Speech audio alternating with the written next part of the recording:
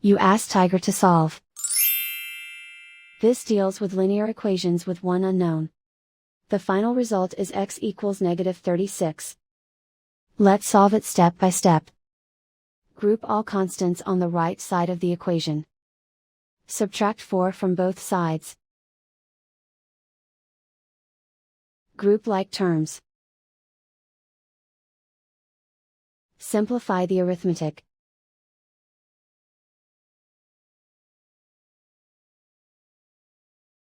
Isolate the x.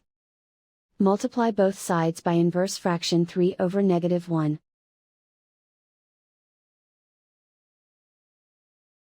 Group like terms. Multiply the coefficients. Simplify the arithmetic.